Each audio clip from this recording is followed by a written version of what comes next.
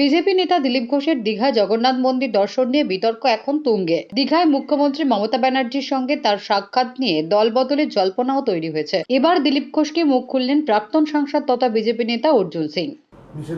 দেখুন, নিষেধাজ্ঞা বলে কিছু নয়, কিন্তু বিজেপি বা হিন্দুত্ববাদী সংগঠনের একটা বক্তব্য ছিল কি দীঘা মন্দিরটা সরকারি পয়সা দিয়ে তৈরি হয়েছে।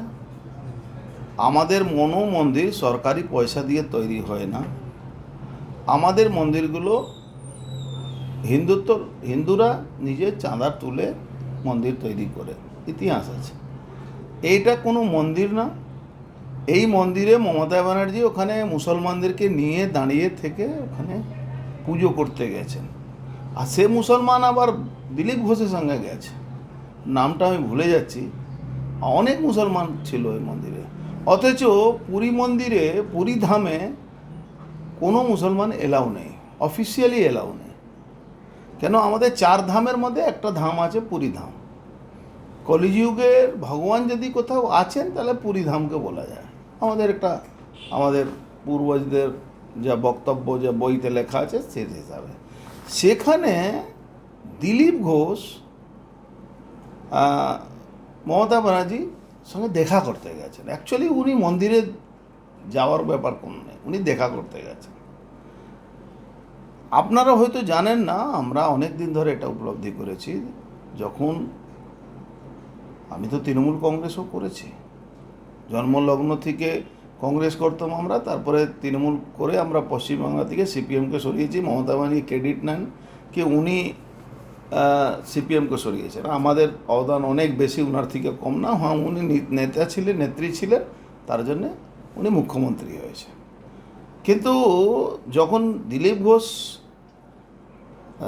এমএলএ ছিলেন, বিধানসভা একটা প্রশ্ন সরকারের বিরুদ্ধে করেছেন। আমরা তখনও দেখতাম ববি হাকিম সঙ্গে লুকিয়ে কথা বলা, ঘরের মধ্যে ঢুকে আমাদের জন্য দরজা বন্ধ হয়ে যেত। আমরা তখনও দেখেছি পার্থ চ্যাটার্জির সঙ্গে গুজগুজ করা। আমরা তখনও দেখেছি দিলীপ ঘোষ মমতা ব্যানার্জির সঙ্গে কথা বলাটা। আজকে আমি যখন উনি গেছেন, অনেকে প্রতিবাদ করেছেন, বুক কষ্ট পেয়েছেন অনেকে, যারা হিন্দুত্ব হিসাবে, দল হিসাবে আমাদের ঠিক ছিল কি আমরা এই পুরী ধামের নকল হিন্দু সাজা মমতা ব্যানার্জি জুতো পরে মন্দিরে ঘুরে বেড়াচ্ছেন। এই নকল হিন্দুকে আমরা কোনোদিন গ্রহণ করতে পারবো না। আমরা তার প্রতিবাদে আমরা কোনো বিরুদ্ধে স্লোগানও দেয়নি, কিন্তু আমরা যাব না। আজকে অদ্ভুত একটা অজুহাত দিচ্ছেন দিলীপ ঘোষ, বলছেন কি আমার পাড়ায় যদি কোনো লোক তৃণমূল কংগ্রেস করলে তার বিয়ে থাকলে আমি যাব না। আরে দিলীপ দা, কী বলছেন আপনি? 2021 সালে প্রায় 55-56টা খুন হয়েছিল। তৃণমূলের লোকেদের বাড়িতে আমাদের নিমন্ত্রণ থাকে না কোনো লোকের, কোনো যারা বিজেপি করে। আপনার নিমন্ত্রণ থাকে কেন? আপনি তৃণমূল সঙ্গে সরাসরি যোগাযোগ রাখেন, আপনি দলকে খাস্তা করেন। আর আপনার সঙ্গে সকল যারা আপনি তো বলেন কি আপনি হিন্দুত্ব নিয়ে রাজনীতি করেন।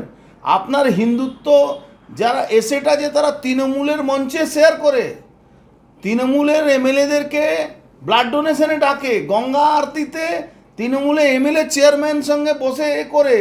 হিন্দুরা ফলোয়ার আছে যারা সকল, যাকে আপনি হিন্দুর কথা বলছেন, যাদেরকে নিয়ে আপনি চলেন, যারা আপনাকে হয়তো কোনো দিন লাইক করতেন, এখন আর কেউ লাইক করছে না, এখন সবাই বিরুদ্ধে বলছে।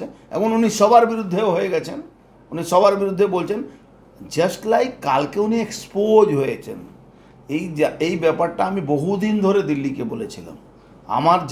যে বিজেপি যারা নেতৃত্বকে, আমাদের সিনিয়র নেতৃত্বকে আমি বহুদিন বলেছিলাম যে এই লোকের উপরে আপনারা বিশ্বাস করছেন, যে লোকটা দিলীপ ঘোষের উপরে বিশ্বাস করছেন।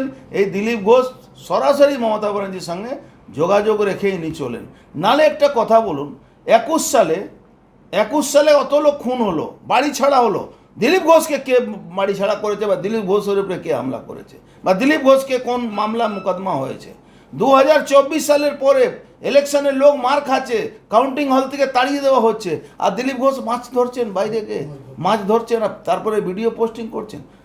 মমতা ব্যানার্জি মাঝে মাঝে মমতা ব্যানার্জির কথা শুনে উনি মমতা ব্যানার্জির বিরুদ্ধে একটা মানে একজন মহিলার বিরুদ্ধে যে কথাটা না বলা সেই কথা বলে উনি বিজেপিকে খাস্তা করতেন।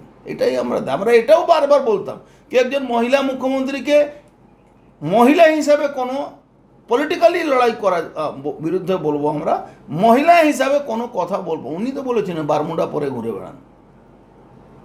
আজকে মমতা ব্যানার্জি ভালো তৃণমূলে যাওয়ার কি রাস্তা করছে? তৃণমূলে যাওয়ার, উনি চলে গেলে দলটা বাঁচবে। কে? দিলীপ ঘোষ চলে গেলে পশ্চিমবাংলা 26-এ সরকার আসতে কোনো বাধা থাকবে না। Bureau report D Bangla news.